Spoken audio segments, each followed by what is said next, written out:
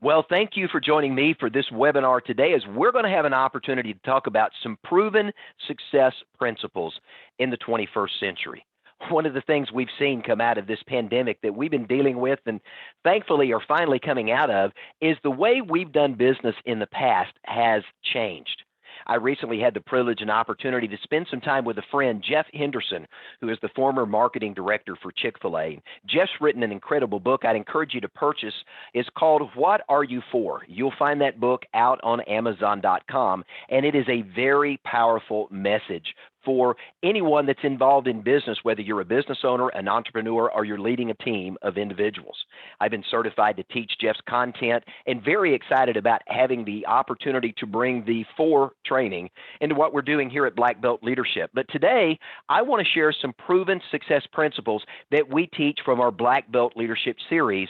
I believe is going to be very valuable as you're looking for different ways to have an opportunity to grow your business in the 21st century and really understand the psychological shifts that have taken place in the workplace and with the consumer.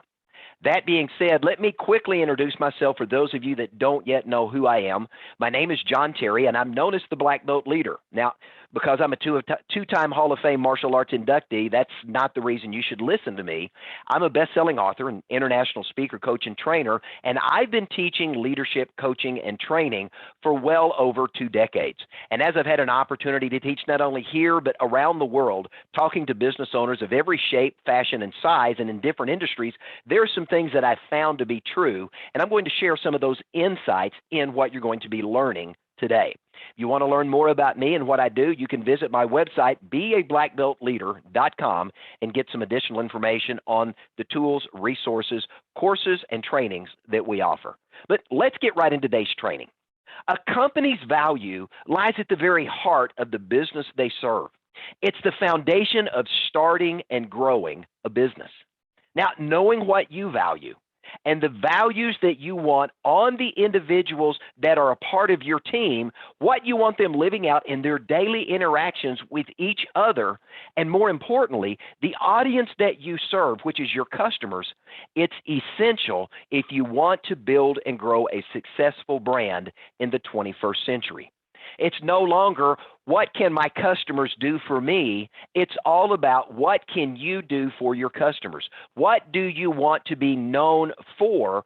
And what are the values that you're going to live out in your business that you want your employees and your team members to live out as they interact with your customers, so that you are making a personal connection with those that you're serving? So identifying your company's core values is going to be that fundamental step one on the road to success.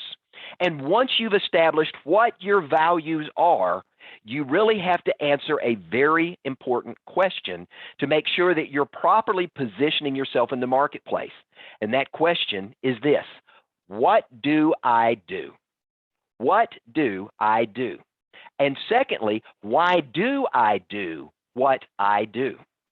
Understanding what exactly it is that you do for the audience that you serve is important, because when they ask what you do, what you stand for, what you want to accomplish, or what value you bring to the marketplace, you have to be able to answer that concisely in such a way that it attracts a prospective customer to you. But they also want to know your why. One of the things that's come out of this pandemic that we've all gone through is the fact that mission-conscious, values-driven organizations have risen to the surface. They have seen growth in their business where other people have seen a retardation and a reduction in the amount of business that they're doing. Why? Because people want to be connected with organizations that stand for something in the marketplace. So your why is what you're going to lead with. It's what you stand for. It's what your company, your product, or your service is actually promoting. Now, defining your values is important because your core values are your company's DNA. So the approach to defining what your core values are needs to be something you consider and take some time in really fleshing that out and then endearing that into the lives of those on your team. Now, let me remind you up front that defining your values is not a one-size-fits-all approach where you simply look at what everybody else is doing in the marketplace and try to mirror that. because you don't want to look like anybody and everybody else today. The goal in running a successful organization and being recognized as unique and different, whether you're fast food, whether you're martial arts, whether you're architecture, retail, whatever it is that you do, you want to be able to stand out in the crowd and be recognized as unique and different. And if you simply borrow from what everybody else is doing, you end up looking, feeling, and sounding like everyone else. And now you are adding to the competition in the marketplace rather than finding a way to stand out and be unique and different from everyone else that may offer something similar to what you do. One of the things we know is this: your values need to be your own. They need to be clearly defined, because you, as the team leader, as the business owner, as the entrepreneur, it is your job and your responsibility to be the vision caster to your organization. You have to cast vision to your team members so that they understand and they're willing to embrace, adopt, support, and live out those values as they serve the audience that you are ultimately reaching out to, the clients and customers that you want to serve. So here's some questions that you need to identify and be able to define, as what these questions are is going to help you really get to the heart of the values that you have as a company. Now, I'll give you just a second to grab a pen and paper if you don't already have one, because you're probably going to want to write these down. Number one, what are the values that are important to you and the customers you will be serving? Let me give you that question again. What are the values that are important to you and the customers or clients that you will be serving? Question number two, how do you want those on your team to live out those values in your business? So how do you want those on your team to live out those values in your business? Question number three, what does your company's culture look like to you? And then how do you, as the leader, model that culture? Read that again. What does your company's culture look like to you? And how do you, as the leader, model that culture before others? And then question number five, what do you want to be known for? What do you want to be known for?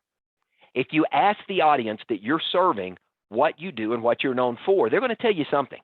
And the question is, if what you want to be known for is not what you're known for in the marketplace, there's a disconnect in your values and your culture and how service is being delivered to your customer. So you've got those questions. Let me, again, remind you, make a list of the values that fit your company, and then refine that list of values so they can be understood, embraced, and lived out by those on your team.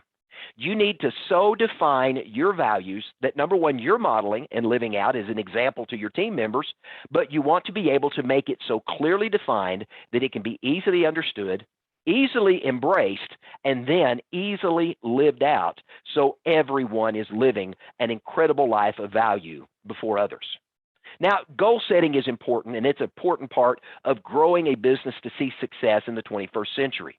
So once you've established your core values, what you believe, what you want to be known for, and how you want to serve your clients and customers, you need to create a foundation from which you're going to work from if you want to grow and expand and see an even greater opportunity for success going forward into 2022 and beyond.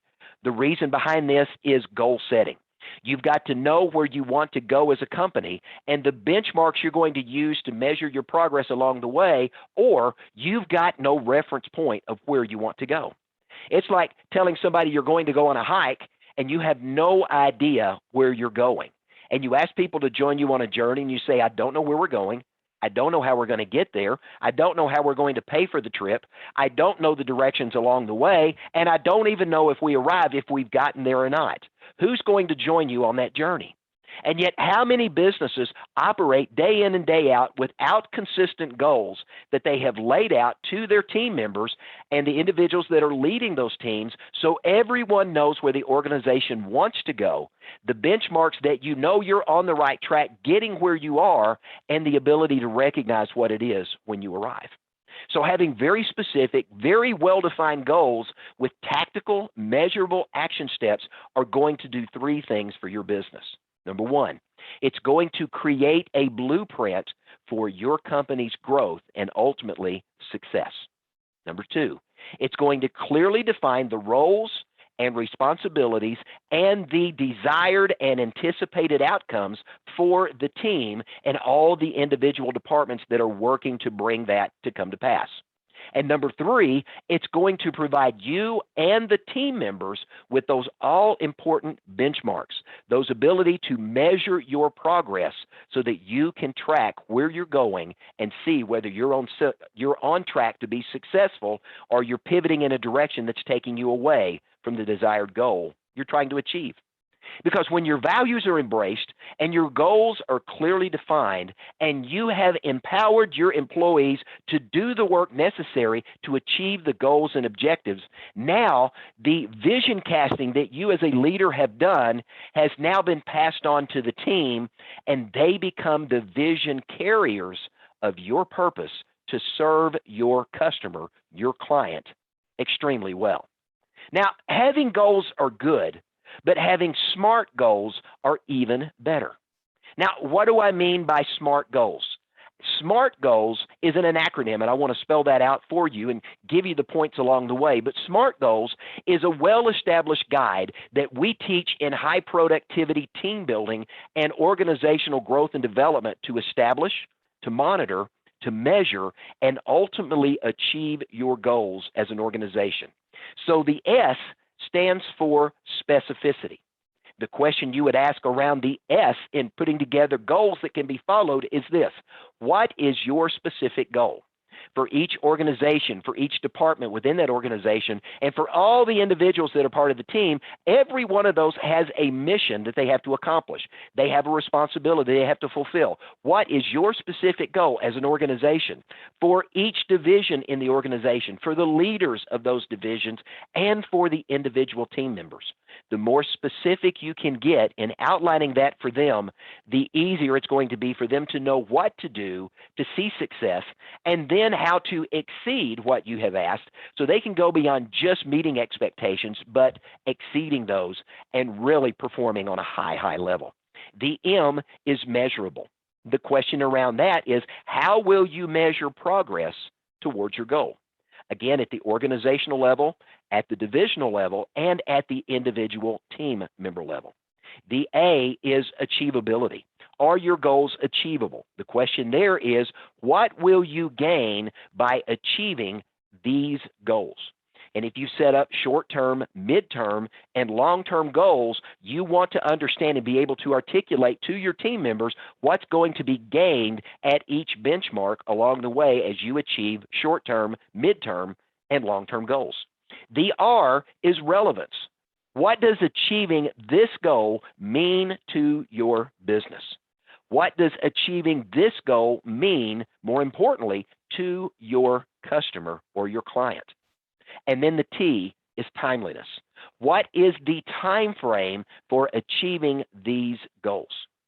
Outlining your goals so that they can be followed using this SMART goal framework is going to help you lay out goals that are going to be very clear for the team. And it's going to allow everyone on the team to be held accountable to their individual, their divisional, and the organizational results that you are all trying to achieve. Now, you want to get the team in rhythm. What do I mean by that? Once you've started to cast vision, you've shared your SMART goals with the team, it's now time to execute. It's time to take action. Now, successful organizations create what I like to refer to as an operating rhythm. It's a cadence for productivity. Like a band march to the beats of a drum, you want your team to be able to move with the cadence and flow of your organization. Now, what am I talking about there? What I'm talking about is setting performance and production goals, meeting regularly with the applicable team members, the team leaders, and then everyone in the organization to gauge and share your progress or the lack thereof, and finding that all-important balance between serving your customer with excellence and not outgrowing your current capacity to do so. I've seen some organizations that have focused so much on growth, they have outgrown their ability to serve their customer, not just okay, but to serve them well and with excellence. And as a result of that, when the quality of service diminishes, when the quality of the product is not the best that it can be, that creates a negative impact in the market and on your business's bottom line. So as you're setting your performance goals and your production goals and you're gauging your progress along the way, you've got to find that very intricate balance to make sure that you are serving your customer with excellence and you're not outgrowing your capacity to serve them well. Because here's what I can tell you right now. If you are just satisfying your customer and you are not exceeding those satisfaction desires, that customer will not stay with you. Everybody's goal is customer satisfaction, but good enough is the enemy of great. And if we look at organizations that are highly successful today and you want to take your organization to that level, you've got to stop focusing on just getting good at customer service, and you've got to start exceeding expectations. You want to create an experience for your customer that gets them so excited about something they've never experienced with any other organization that does what you do, they want to keep coming back. And not only that, when they experience an exceptional experience with you, they're going to begin to talk about you, and they become your unpaid sales force to invite other people to learn who you are and what you do. Now, with this rhythm, you want to make sure that you're going to be stretching your team so that you don't get content with the status quo and you stop growing. But you want to stretch your team in a measured way. Just like stretching, if you're an athlete, you know that when you start stretching, you can only stretch so far. But as you continue to stretch, you get a little more limber and a little more flexible. And over time, you find yourself being able to stretch and expand and do more. The same is true with your business. And stretching your team, this is where open, honest, transparent communication can be invaluable, because you want to find the balance in your business of getting feedback from the team members so they feel valued, appreciated, and their ideas are welcomed and considered, but at the same time, holding them accountable to the metrics and the goals and objectives that you set forth. Now, successful organizations also understand until people know who you are and what you do and how you uniquely do it, you're essentially invisible. So part of having a very successful organization in the 21st century is identifying where your customer is, how they want to be communicated with, and building your marketing around that. You can have the most powerful vision in the world. You can have a great product. You can have a great service, and you may have mapped out some incredible goals for growth. But again, if nobody knows who you are, nobody knows what you do and how you do it, and how and why what you do is unique, different, and better than all of your competitors, you have become the invisible man or the invisible woman. So how do you get attention? How do you get noticed? How do you stand out in the crowd as unique and different from all of the competitors that do something very similar to you? How do you attract the type of customer that you prefer to do business with and repel the type of customer you prefer not to do business with? That's something that we teach in our Black Belt Leadership Master Your Sales and Marketing. But let me share with you a couple of tips and insights from that. Number one, it's more than just a logo and a website and buying some advertising. We can all add to Mr. Zuckerberg's bottom line by spending thousands of dollars that end up being wasted on Facebook advertising if you're not getting in front of the right audience, or if your audience isn't looking for your message on Facebook and that's the only place you're advertising, you may be losing money. I had an opportunity earlier today to talk with a marketing firm that specializes in digital marketing and traditional marketing. And as we were discussing what's going into the industry, one of the things they shared with me echoes what I've been teaching for a number of years and what we teach in our Master Your Sales and Marketing course. And it's the fact that until you know where your audience is looking for information and wanting to learn about you, you don't know where you need to be marketing. 95% of all marketing fails because it's either sent to the wrong person, or it's sent at the wrong time, or it's the wrong message, or you're using the wrong marketing medium. So when we think about marketing, we got to go beyond having a great website, having a great visual presence on social media. That is important, but more importantly, what do you want to be known for? That's got to be part of your marketing plan. Why should a prospective customer pick you over any and every other available option to them, or simply choose to keep their hard-earned money in their pockets? Those are the questions that you need to make sure that you are answering before you create a marketing plan.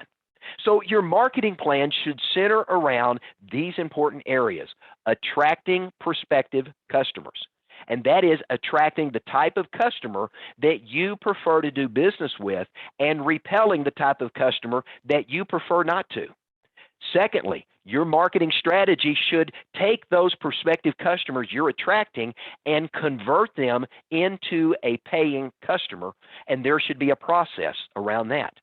Thirdly, and this is where a lot of organizations miss it. They do okay at 1, they do somewhat okay at 2, but when they get into 3, they forget that once you attract a customer, they become a paying customer of yours. You now need to do that all-important next step of building a relationship and nurturing that relationship so that customer keeps coming back. Now, that's not just giving good customer service. That's giving great customer service that goes above and beyond, and staying in regular communication with them. That's not just, hey, come by for me again. It's uniquely building relationship with them, and this attractional style of marketing pays huge dividends. And that's where, if you want to go to 7, 8, or 9 figures in your business, you need to embrace as a marketing strategy. And then lastly, the fourth part of your marketing strategy is to have a system to teach and train your satisfied customers to become your walking, talking, living, breathing billboards that are telling individuals in their inner circle, just like them, the type of customers you want to work with, why they should come to you, and turning your satisfied customers into your unpaid sales force. So knowing what you're selling, what sets you apart, who your target audience is, and how to track your progress is going to be essential to how you market your brand.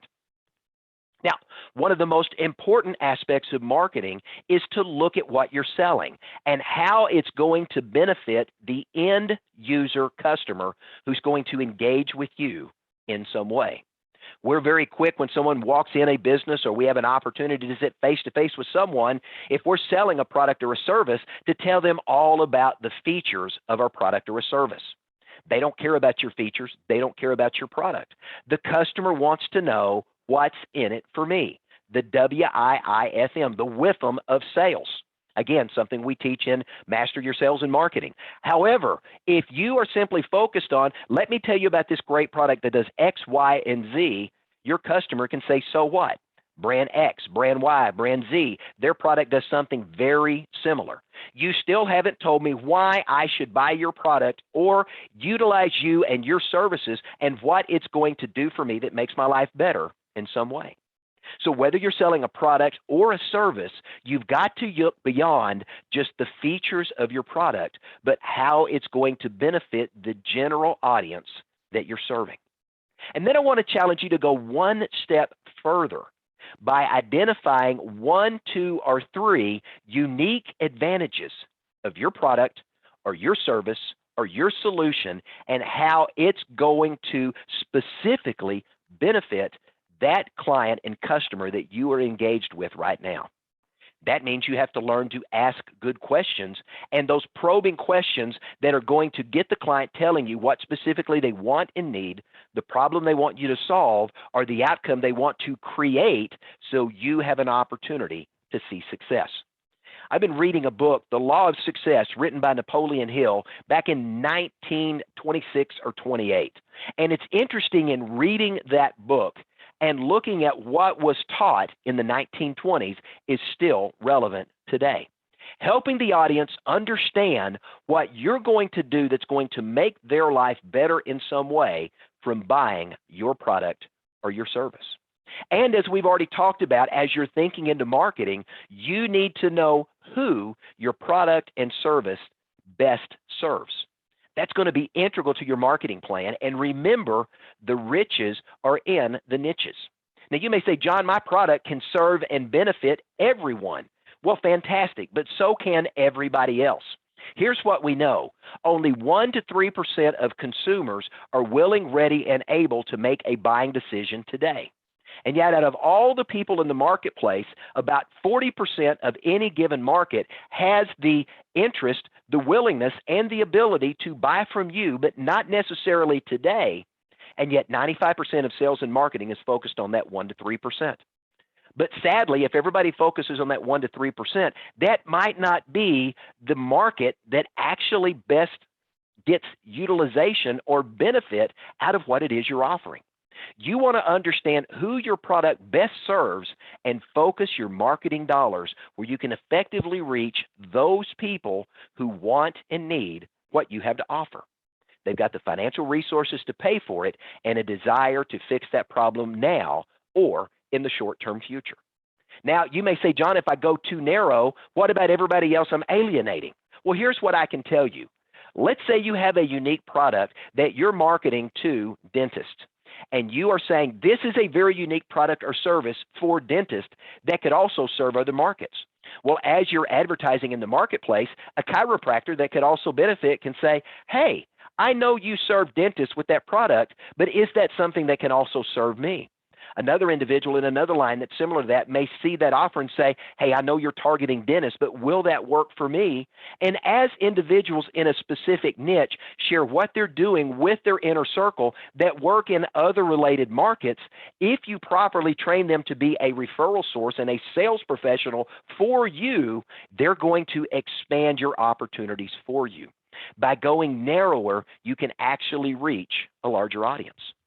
So as you're thinking into your target market, if you're dealing with individuals, you may want to think about demographics like age, gender, geographic location, a specific earnings range, or a type of family structure. Or you may want to think about an audience based upon a lifestyle that they're wanting to achieve or something that they're passionate about, or maybe it's a hobby or interest that they all have in common. You need to identify the specific type of person you want to target and build that into your marketing campaign. Now, if you're B2B, business to business, maybe you need to think about the audience determination based upon the type of business you want to focus, the size of the organization, the products or services that they service and they offer to their clients, their geographic location, or the compatibility of what you bring that can complement what they're currently offering. Now, going through this exercise is really going to let you identify who you prefer not to market to as well. Now, think about that. If you're going to spend dollars to market and advertise for what you do, wouldn't you prefer to get more of the type of individuals that you want in your business? I was a martial arts school owner. I had a multi-location school for a number of years. We were very targeted in the type of marketing that we did because we knew the audience that we wanted to serve. And we would target market specifically to that audience, and that's who we attracted to our school. Did we attract people with our marketing and advertising outside of that? Absolutely we did, and it grew our school. But by narrowing our focus into working on and specifically targeting unique niches, we became known for something unique and different in the marketplace, and it allowed our schools in 3 different cities to stand out from every other martial arts school.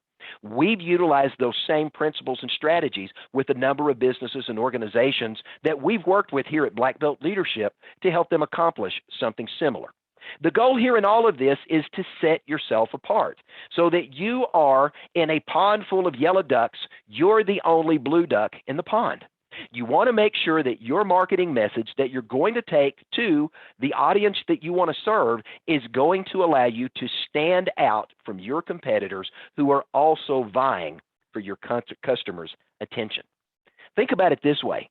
If you and all of your customers are standing on a stage together, and the audience that is sitting in the seats are your potential customers, and every one of you are yelling at that customer trying to get their attention, your message, along with everybody else's, is being drowned out by the noise. What if you were the only individual on the stage that had a microphone to a massive PA system that when you spoke, it drowned out every other voice on the stage and allowed your audience to uniquely hear you and what you're offering to the marketplace? That's what we're talking about in creating an effective marketing strategy around your business. Remember, 95% of all marketing fails. So 95 cents of every dollar you're spending for marketing is either going to the wrong customer, it's sending the wrong message, or it's going out on a marketing channel where your audience isn't looking or listening. So you want to identify how you're going to stand out in front of the audience you're trying to reach, and then do your homework so you can figure out where they're hanging out or what auditorium they're seated in so you can get on that stage, grab the microphone, and boldly proclaim your message to be seen and heard. Now, whether you're using a traditional channel like a billboard, radio, television, direct mail, or print media, maybe that works for your audience. Or maybe your focus needs to be on digital channels like social media and email. Who you're trying to target and the message you're trying to take is going to dictate where you go. Maybe for your audience, it's some of both. Every person's unique marketing strategy is going to be different. But you need to remember this: your marketing strategy, whatever it is, it needs to be attractional. It needs to draw customers to you magnetically, and you want to take them to a future state of what you are offering with your product or your service is going to solve a problem or provides a desired outcome. They need to see the future state of where they're going to be and how their life is going to be made better as a result of engaging and doing business with you. At the end of the day, your advertising has to answer that client's with them question, what's in it for me? Now, you've probably heard the old adage, teamwork makes the dream work. And that's true.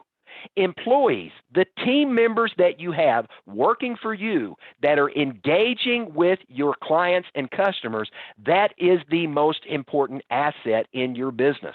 Whether it is you as a solopreneur or you've got a team of individuals that are representing you and your organization, your employees are going to help create and refine and model your company culture. That culture is either going to move you towards success or it's going to move you towards failure. Remember, your team members, your employees, are going to execute your vision. They're going to live out what you are modeling before them. So it's very important for you to continue to cast vision of this is why we do what we do. This is what we want to be known for, because vision is like a boat with a hole in it. Vision's going to leak. So you want to be constantly casting vision because you want your employees fulfilling that vision as they're serving your clients and your customers with excellence. So you want to clearly create and define your vision so your employees are working with a sense of purpose, which is great for overall morale. You want to nurture collaboration by maintaining open lines of communication and giving your employees a sense of ownership in what they're doing and having an opportunity to contribute to the bottom line success of the organization. And as a side note, creating some incentive that as the organization is profitable, they benefit in some way from that is a great motivator as well. You want to promote performance by you as the leader, whether a team leader or the business owner, modeling the values, the character, and the work ethic that you want your employees to live out. You want to cultivate learning by investing in your most important assets, investing in yourself and investing in your employees. And you want to ensure results by keeping your employees informed and seeking their input on how to improve. Now, you also want to measure what's going on with your team and monitor those goals and objectives that you set to make sure that the benchmarks are being hit. Because remember, what gets measured gets managed. And if you want to manage production, you want to manage profitability, and you want to scale and grow a successful organization in the 21st century, you've got to measure various aspects of teamwork performance. Some areas that you may want to measure are attendance, which is a good indicator of how inspired and how motivated employees are. Are they showing up early? Are they working diligently throughout the day? Are they willing to stay over and work late, even if they're not getting extra pay at that time, because they want to see the company be successful and they have bought into the vision of what you're doing? You want to look at and measure efficiency, how well the team is not just meeting, but exceeding expectations, and evaluating what they're doing and looking for areas where you can tweak to continually improve and get better at what it is that they do. You want to monitor and measure helpfulness, how well employees are going above and beyond so that they are working together as a team, doing more than is expected or required, and where an individual may not have the physical capacity to do as much as someone else, everybody pitches in so that they win and lose as a team. You want to measure initiative, which is a sign of vision buy-in, and it's a sense of ownership in that desired outcome. And of course, you want to measure quality in the products that you are offering your customers and the service that you're providing so that it exceeds expectation and they're not simply satisfied. Now, if you as the owner or the team leader aren't staying close to the team, over a period of time, you're going to get out of sync with what's going on in your business. That is anathema for your business, and that's how successful businesses become lackluster, mediocre, and ultimately fail. Because if you are seen as the owner or the team leader, if you're seen as not interested, not engaged, and not active in the day-to-day responsibilities of building, maintaining, and growing a thriving, successful business, what's the example you're setting for those that you're leading? Or in the words of one of my personal mentors, Dr. John Maxwell, remember, people do what people see. And whatever you tell your employees you want them to do, that's great. But what you do is going to speak louder than what you say. And if you're saying and you're doing are not congruent, they are going to look at what you do more than what you say. So here's some questions I want to pose. How often do you engage in conversation with the teams in the various departments that you're leading to really understand what's going on in their area as well as what's going on in their personal lives? Building some relationship with your team members allows you to stay close to the core and allows your team members to feel valued and appreciated. Are you so removed from your business that you're not spending time with each department? You're not even pitching in from time to help. You know, I had an opportunity recently to visit a Chick-fil-A. And when I was visiting this Chick-fil-A, I found it interesting that some individuals from the corporate office had come to visit this particular location. And where were those corporate executives? They were in the kitchen. They were at the front desk. They were working the counter area and working the drive-through with the employees, staying involved in what was going in the business and modeling what they wanted to see lived out in the marketplace. Are you doing that with your business? Because when you're with your employees, remember this, when you're with them, they are with you. And this is how a great team is created, and this is what leads to an exceptional business that's going to exceed expectations at every level. Now, as I said earlier, the riches are in the niches, so you need to focus on what your company does best and don't stray too far from that. You need to practice the Pietro principle to maximize your results. Now, what do I mean by the Pietro principle? The 80-20 rule. Here's what I'm talking about by focusing on your strength. You, as a leader, need to be spending 80% of your day doing the top 20% of things that you are best at, and delegating the rest of that to the team members who are strong in the areas that you are not. If you can get every member of the team doing 20% of what they do best, 80% of the time, you're going to be doing what 95% of the organizations, not only here in America, but around the world, are not doing, and that's why they are struggling to see success. Remember, it's not about how much you do, but it's about what you and others do best and collectively do best that ultimately serves your team and your audience better. You want to be a motivator that compliments rather than criticizes. The most inspired people are the ones who are valued for what they do, and they are acting and serving in the area of their giftedness and strength. Now, you also want to make sure that you keep your edge. And one of my mentors reminds me often of a quote that I share often when I'm teaching and training. And this is what he reminds me. He says, John, the quality of your business and the life that it affords you and your family is never going to outperform the quality of thinking that you bring to it. Now, think about that for a moment. Your business and the quality of life that it affords you, your family, and the employees that are a part of your business is never going to outperform the quality of thinking that you bring to it. The world of business is ever changing, and the demographics and psychographics of doing business in the 21st century as a result of the coronavirus pandemic have shifted consumer buying attitudes and what consumers expect in the marketplace today. So if you're not adapting, growing, and improving along with it, you are going to lose your competitive edge. So you need to be staying up on the trends in the marketplace, understanding what's going on in the world around you, technologies that have an opportunity to add value to what you're doing, and you want to make sure that your brand is going to stay relevant in the marketplace. Remember this, and a millionaire entrepreneur that is a good friend of mine shared with me this a while back.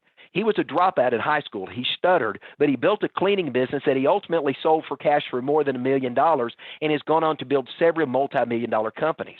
I recently was with him, and I said, tell me what you're learning and what you're working on. And he was sharing with me this incredible project that will likely yield 8 to 9 figures for he and the organization he's working with. And I said, explain to me what's going on. He said, right now I'm working on my thinking because the thinking that got me to where I am today is not going to get me where I want to go tomorrow, and it's not going to help the individuals that are a part of this vision I'm casting. The same is true for you. So I want to challenge you, if you're not already doing so, to make a commitment to living a lifestyle of personal growth and development. Now, in the immortal words of Ray Kroc, who is the brain trust behind the global expansion of the McDonald's franchise, when you're green, you're growing. But when you're ripe, you start to rot.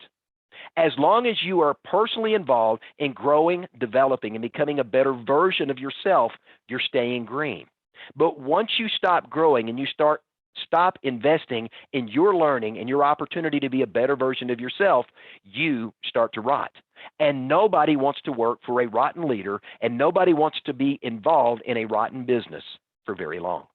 You also, as a leader and as a team guide, and really the model of success in your business, you need to also be willing to embrace your failure, because one of life's greatest teachers is failure. It reveals to us what doesn't work, so we can try something new.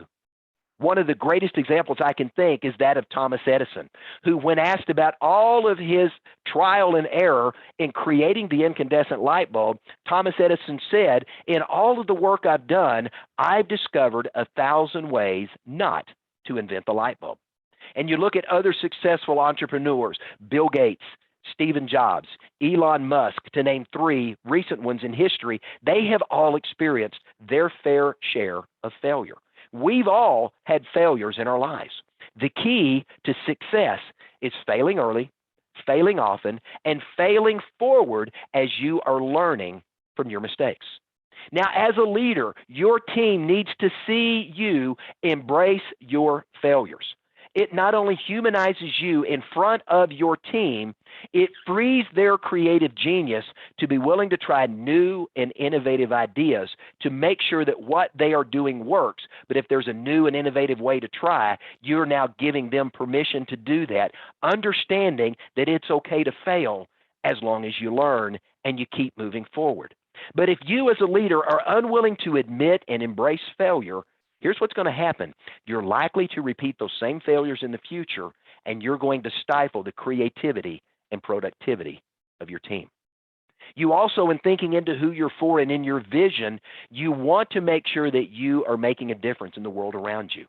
You need to understand, as I've shared, a satisfied customer is ultimately going to leave you. They became dissatisfied somewhere else, and that's likely why they came to you in the first place. Satisfaction is the very least thing that you can do for a customer. And if you're only content with satisfying a customer's wants and needs, and you're not creating that exceptional experience I shared earlier that makes a difference, you're not going to build a loyal following of raving fans that are your cheerleaders in the marketplace every single day. Now, one of the ways that you can make a difference is finding a way to give back to your local community or to the global community, something that is congruent with your vision and your values. Because when you do that, it sends a powerful message to your audience that it's not just about bottom line profits, but it's about making your community, individuals in your community, or the world a better place to live. So as a business, maybe it's adopting a charity or a cause that you can support that's consistent with your values. If it's a local charity or a national or international interest that does something in your community, donate time there. Donate resources there. Give your employees some paid time off to go serve that organization in some way. By giving back to your community or to the world at some level is going to show dedication to your values, and it's going to allow you to go above and beyond in setting your company apart from everyone else. And of course, it's very important that you don't forget to celebrate your successes, not just individually, but with the team. You live and die as a team. They are your most important asset that you need to be investing in on a consistent and regular basis. The most successful, fastest growing organizations in the world have made personal growth and development of their employees one of their number one priorities, and they are investing in coaches and trainers and mentors to come into their organization and teach and train them, and they're providing access to online training resources so that their employees can become a better version of themselves and improve their skill set, their productivity every single day. Now, remember, your greatest asset is your team.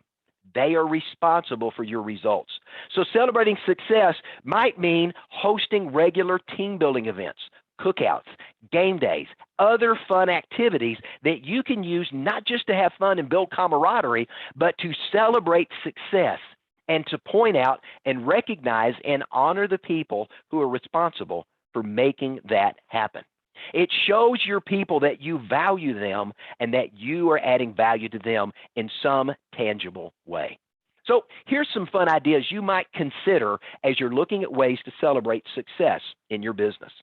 Maybe you offer a small bonus or a gift card, or you host a catered employee lunch. You could package that catered lunch with a lunch and learn opportunity and utilize that to say thank you, but also invest in growing that important asset, which is your team. Maybe it's a family barbecue or a weekend retreat. Maybe you bring in a guest speaker, or you host a movie or an entertainment night. Maybe you rent a movie theater for the evening and you give your employees and their family members tickets to attend a movie.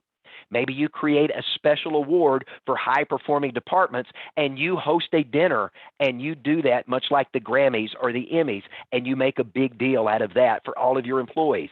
Maybe it's holding an all-company town hall where you come together, do Q&A, you share what's going on, the opportunities and the challenges, and you use that as a means to commend those amazing employees that are standing out in the crowd. Also important, if you want to build a highly successful organization, you need to be open to and encourage feedback. Remember, those individuals on your team that are closest to the problem typically have the idea of the best solution to remedy it. The further away you are from what's going on in the trenches, the less likely you are to have the best solution. So you need to be open to hearing what everybody on the team has to say. Everybody on the team needs to be valued. Their opinions, their thoughts, their ideas need to be listened to and heard, even if they're not ultimately accepted, but they need to be heard with an open mind.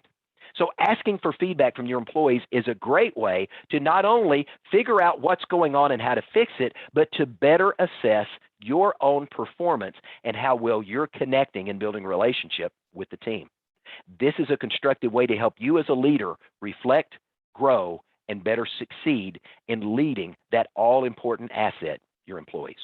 So when is a good time to ask for feedback? Before or after a company meeting? At an annual review where you're reviewing their job descriptions, how well they've done? Maybe holding a quarterly town hall Q&A, using feedback forms or polls that you send out via email or through your company communication system, or impromptu requests for how are things going? How am I doing? How's your team leader doing? Asking some open-ended questions to get that candid conversation started can be valuable in hearing and learning from the team members that can teach you something unique if you as the leader are open to listening. And don't forget, if you are going to be asking for feedback, you need to be an open, attentive, and active listener. You don't want to interrupt. You want to be willing to hear not only the good, but the bad and the ugly too. Now, to improve your listening skills, after you finish this particular session, let me invite you to my website, beablackbeltleader.com, and under the training tab, you'll find a complimentary training called How to Be an Effective Listener. My gift to you for being with us today. Now, don't forget, a successful business isn't just successful one time. That is a moment in time. Successful businesses are successful because they continue to grow, they continue to expand, they continue to broaden their influence by serving their customer and serving them well. A truly successful business in the 21st century is not hitting a benchmark one time and saying we've arrived. It's growing together, learning together, improving together, struggling together, climbing together, understanding that together you are going up the staircase of success, one step at a time. That staircase of success never stops for the leader. Now, when this happens and happens well, it's because you as a leader are investing in the two most important assets in your business. You as the leader and your team as the ones that are going to be delivering your values and serving your customers, either with excellence or they're going to be simply satisfied with good enough. Remember, you are leading the organization and your employees are following your lead. So you need to model the leadership you want them to live out in their business. You want to keep casting vision and you want to keep growing yourself as a leader. Now, why do you want to grow yourself as a leader? Everybody is leading someone somewhere right now. The question is, how well are you leading? And with that, I want to pose a question as we get ready to wrap up. Why just be a leader when you can be a black belt leader? You can learn to master your leadership, master your team, master your sales and marketing, and master your success as you begin to apply what I've shared today. And you and your team can learn to model black belt excellence in everything you set your hands to do. And when you do that, you are going to create an exceptional experience for your customer that keeps them coming back, and they end up bringing their friends, their family, their neighbors, their coworkers, and those in their inner circle to come experience the same thing that they did because you have gone above and beyond and exceeded expectations. Now, if you're looking for a resource and a great book to grow yourself as a leader and begin to implement some of the things that you've learned up to this point, or you'd love to have a book that you can use to go through a book study with your team and grow your team, let me encourage you to check out my book, Be a Black Belt Leader.com. You can find the book, Black Belt Leadership 101. This is the definitive guide to learning to live life as a black belt leader in life. In this book, I break down the word black belt into specific leadership qualities and characteristics that you and every member of your team need to adopt if you want to create a results-oriented, high-performance, non-leader dependent team. And with that, I want to say thank you for joining me today. I want to thank our sponsors, Vision Advisors, Hall of Fame Financial, Rocket Fuel Design, the International Martial Arts Council of America, United States Martial Arts Hall of Fame, and Real Life Management for helping sponsor this event. And as we conclude, don't forget to connect with me on social media, where if you enjoyed today's training and teaching, every day on my social media, Facebook, LinkedIn, and a variety of resources we're on, I'm sharing daily tips, tools, resources, blogs, and other available stuff, I guess for lack of a better word, that's going to allow you to grow yourself as a leader, and you can use that to help you and your team to grow. While you're at my website, beablackbeltleader.com, you can subscribe to my free weekly newsletter. And if you're a podcast fan, you can go to anchor.fm/beablackbeltleader, and you've got an opportunity there to connect to and hear my weekly Master Your Life podcast. Also, we have a YouTube channel where videos like this and other trainings that we have done are available free of charge on our YouTube channel. You can access that through our Contact Us page. Now, In conclusion, let me say it has been my pleasure to share with you today. And if you want further information to help us in what we do, give us some feedback. We'd love it. But if you want to know more about how we can help you grow and train yourself or your team, or you would like to schedule us to do training with your organization, you can reach out through beablackbeltleader.com. Go to the contact area there. All of our contact information is there. We'd love to hear from you. And I want to say thank you for joining me and attending this live training. Have a great day, and don't just be a leader, be a black belt leader, and live life with black belt excellence.